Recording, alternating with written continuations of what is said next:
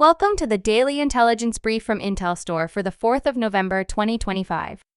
In today's top renewable energy news, Panama can transform its energy system from a clean matrix and do it cost-effectively.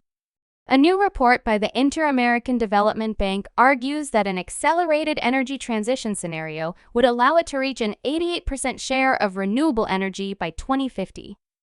They could also reduce emissions from the energy system by 74% compared to 2020.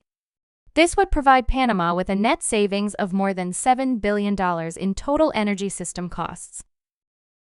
Ireland's most ambitious offshore wind energy project sites may be too deep and too costly to deliver.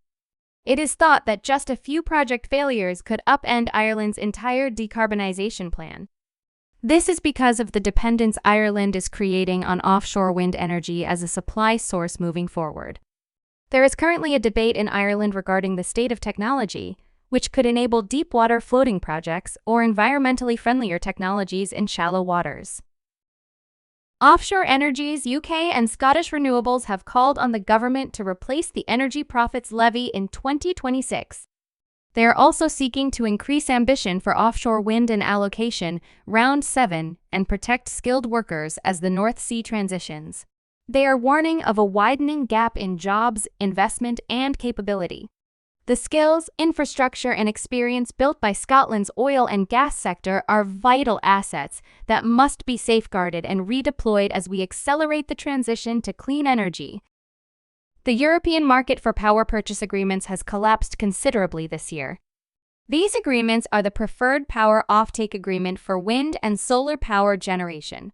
The number of contracts concluded has decreased by 60% compared to the same timeframe in 2024. The total capacity contracted for power offtake under the agreements fell by 40%. The European Commission is trying to revive the market.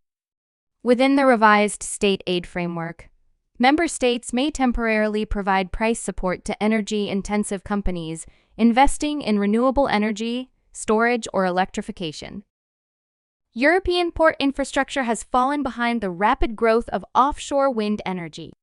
The sector's expansion is placing new demands on ports, which require more space, stronger infrastructure, and more efficient logistics to accommodate larger turbines and the arrival of new technologies.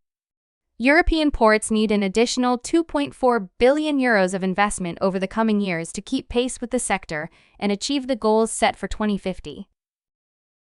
You can learn more about all of IntelStor's market and sales intelligence offerings at www.intelstor.com and subscribe to our channel today.